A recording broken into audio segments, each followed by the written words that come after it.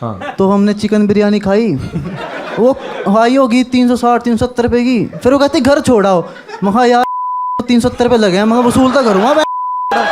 370 रुपयांची बिर्याणी खाऊ घातली म्हणजे मुलीकडून सगळं वसूल करायचं परमिट मिळालंय का? सध्या सोशल मीडियावर हाच एक प्रश्न गाजतोय आणि यामुळे एका मराठी स्टँडअप कॉमेडियनची चांगलीच विकेट उडाली। तर मॅटर झालाय प्रणित मोरेच्या एका लाईव्ह क्राऊड वर्क शो मध्ये।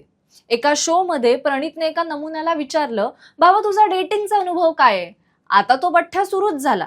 तो म्हणाला, मी एका मुलीसोबत डेटवर गेलो होतो, तिथे तिच्या सांगण्यावरून मी तिला 370 रुपयांची चिकन बिर्याणी खाऊ घातली। बिर्याणी खाऊन झाल्यावर ती म्हणाली की मला घरी सोड। त्यावर मी विचार केला, साला 370 रुपयांची बिर्याणी खाऊ घातलीये, आता ती वसूल करूनच थांबणार। हे बोलताच इतर पोरांनी चक्क टाळ्या वाजवल्या आणि चेकाळले। स्टेजवर असलेल्या प्रणित मोरेने त्या मुलाला रोखण्याऐवजी उलट हसत हसत दाद दिली आणि म्हणाला, पीक गुडगाव कॉन्टेंट।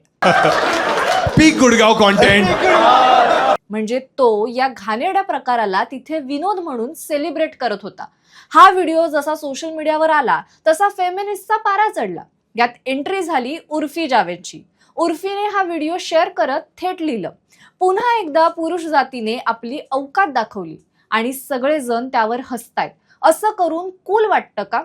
उर्फीच्या या कमेंट नंतर सोशल मीडियावर संतापाची लाट आणखीनच उसळली। ट्रोलिंग एवढं वाढलं की प्रणितने तातडीने तो व्हिडिओ सर्व प्लॅटफॉर्मवरून डिलीट केला आणि इंस्टाग्रामवर एक मोठी पोस्ट लिहून माफी मागितली। तुम्हाला काय वाटतं?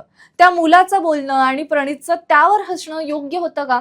कमेंट करून नक्की सांगा आणि अशाच महत्त्वाच्या अपडेटसाठी सबस्क्राईब करा जबरी खबरी।